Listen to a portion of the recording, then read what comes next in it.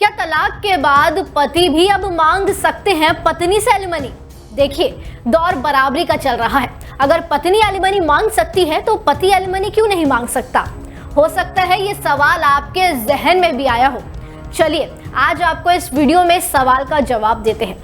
आपको वो आलोक मौर्य याद है जिन्होंने अपनी पत्नी को पहले पढ़ाया लिखाया और उसके बाद उनकी पत्नी ऑफिसर बन गई तो उसने अपने पति को छोड़ दिया? जी हाँ, उन्हीं आलोक मौर्य की हम बात कर रहे हैं। अब आलोक मौर्य ने इलाहाबाद हाई कोर्ट में प्रयागराज फैमिली कोर्ट से उस फैसले को चुनौती दी है जिसमें कोर्ट ने उनकी पत्नी ज्योति मौर्य से गुजारा भत्ता यानी कि एलिमनी मांग वाली याचिका को खारिज कर दिया है। आलोक की गुजारा भत्ता संबंधी याचिका पर हाईकोर्ट ने पीएस अधिकारी ज्योति मौर्य को नोटिस जारी किया है। अब इस मामले पर 8 अगस्त को सुनवाई होगी, तभी पता चलेगा कि क्या पति भी एलिमनी मांग सकता है या नहीं। इसी बीच सवाल उठ रहे हैं कि क्या पति तलाक पर पत्नी से एलिमनी की मांग कर सकता है? इस बारे में कानून क्या कहता है, चलिए बताते हैं। दरअसल ज्योति मौर्य ने प्रयागराज के फैमिली कोर्ट में आलोक से तलाक के लिए याचिका दायर की है जो कि अभी तक लंबित है।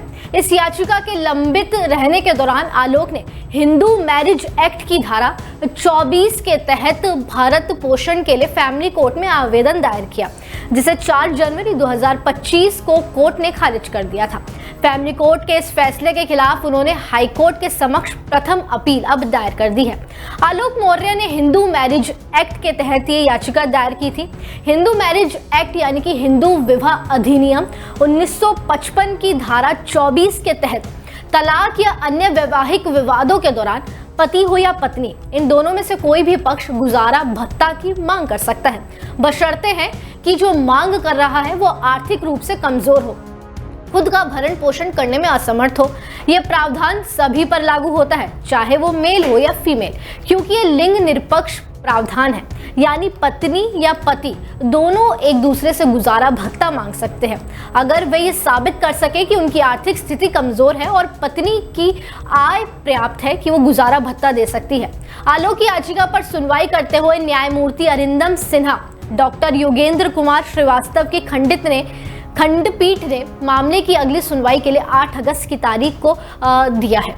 हाईकोर्ट में दायर याचिका में आलोक ने कहा है कि अलग रह रही उनकी पत्नी ज्योति मौर्य एक प्रशासनिक अधिकारी है, जबकि वो एक मामूली से सरकारी नौकर है और सरकारी नौकरी करते हैं और वो कई बीमारियों से पीड़ित है, इसलिए वे उनसे यानी कि ज्योति मौर्य से गुजारे भत्ते की मांग कर रहे हैं। आपको बता दें, साल 2009 में आलोक की नियुक्ति पंचायती राज विभाग में सफाई कर्मचारी के पद पर हुई थी। इसके बाद साल 2010 में उनकी शादी ज्योति मौर्य से हुई। आलोक ने दावा किया कि उन्होंने प्रयागराज में अपनी पत्नी की पढ़ाई के लिए हर संभव व्यवस्था की।